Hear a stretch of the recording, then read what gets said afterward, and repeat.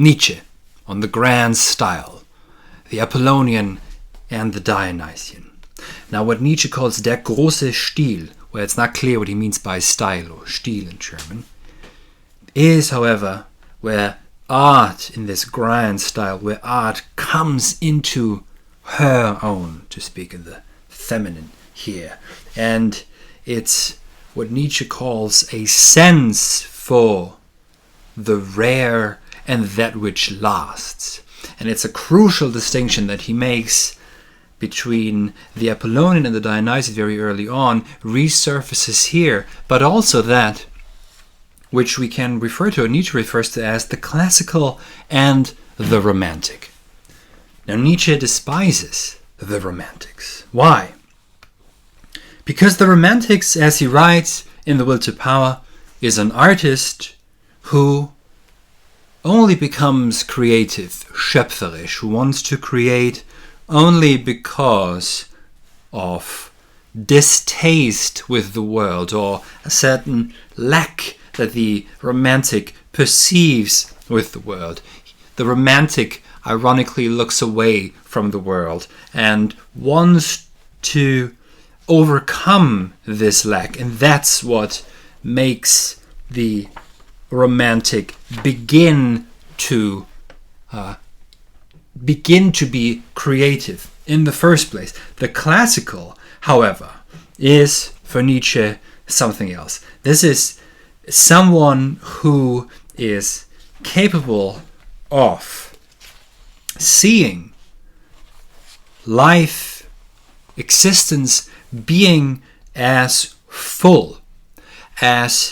full-flowing, as rich, as in fact something that cannot exhaust itself, something that's in abundance of itself. And Heidegger, for example, says the classical is a longing for being that flows from the fullness of gift-giving and yes-saying. So what Nietzsche calls the grand style, the classical comes very close to this. The classical does not deny the drudgeries of life, or that life is suffering also. No, the classical fully admits this. But the classical is capable of something else, and this we'll get to it in a bit. But the original stance is the stance of life is full-flowing in abundance of itself. It's not weak pessimism. It doesn't despair in the face of the world as Schopenhauer did, and as of course Richard Wagner did, who was a Schopenhauerian in his music. And to Nietzsche, Wagner does not get to the tone of the melody of the halcyonic, the bird which is capable and appreciative of the profound, terrifying nature of existence, and still sings a joyful yes in the face of that which the Greeks called to deinon, that which is horrible, that which horrifies. There is amor fati encapsulated in here, Nietzsche's notion that a love for everything that's occurring is necessary, and as such must be affirmed. And of course also the eternal recurrence of the same is here. Now the classical and the romantic then for Nietzsche is also a distinction between the active and the reactive, where the classical is the active talent and the romantic is the reactive talent. It's very important that Nietzsche makes this distinction in the, I think up until now, unpublished notebooks, and so they haven't been published. They've been published in German, but they're not yet published, I think, in English. And in one of the notes from the mid-late 1880s, Nietzsche says that the modern European human being is a merely reactive talent. We are scientists, scholars, historians, journalists.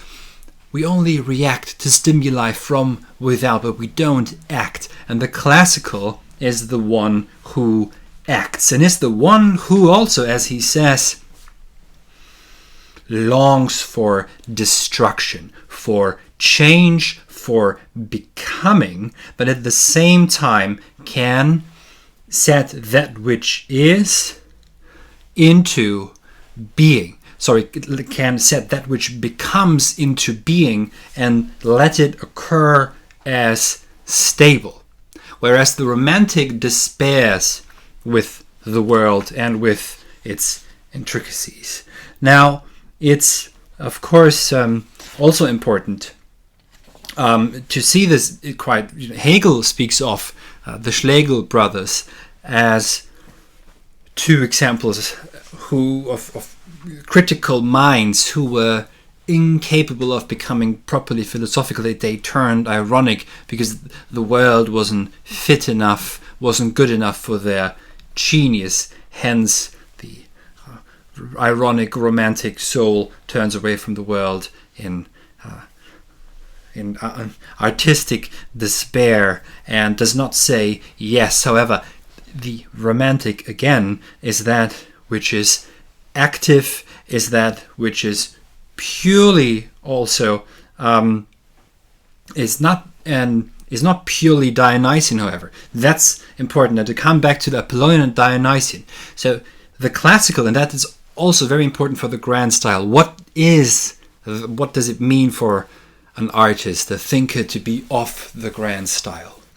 The Dionysian is sheer chaos. It's that which is explosive, it's exploding, but it's also the Deinon, the terrifying, the terrible, the horrifying, the horrible of existence, which the Apollonian gives a mask to. The Apollonian is that which gives form, that which provides form, and in that sense, of course, also content to the Dionysian. It also provides a mask to the Dionysian, quite importantly, so that the Deinon, the horrifying, the horrible, does not disappear behind, or disappears, but it receives a mask, and this mask helps to bear it. However, it's still there. Now, grand style would be that mode of being creative, where the Dionysian and the Apollonian are not synthesized. They're not brought together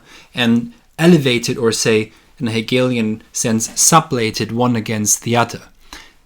Rather, the Dionysian and the Apollonian are allowed each their own way, and each is allowed its own way of being in its own right. The grand style never just inflates and deflates one over the other, but always lets both run their course and sits perhaps at the center between them and can tap into them whenever necessary and bring about great art, which ultimately means for Nietzsche to overcome nihilism, because that's what Nietzsche's philosophy of art, his aesthetics, if you like, is ultimately all about, is to provide overcoming, a way of overcoming nihilism, especially at a time where he saw that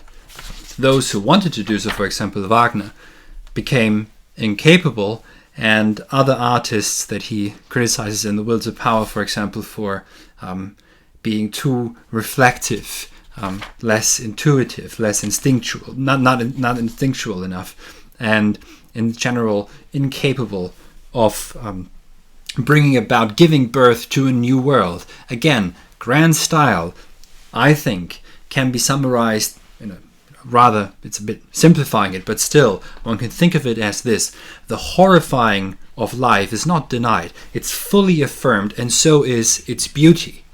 And the Dionysian, which stands for the Deinon, that which is horrible, and the Apollonian as that which gives form, those two are never synthesized in a sense, but they're always they're thought together, and they are allowed to reign in their own domains, in their own right, and the grand style is able to bear them all at once at the same time, and as such affirm life. Thank you very much for listening, and please subscribe to the channel and leave a comment, and of course also share the videos and support us on Patreon. Thank you very much.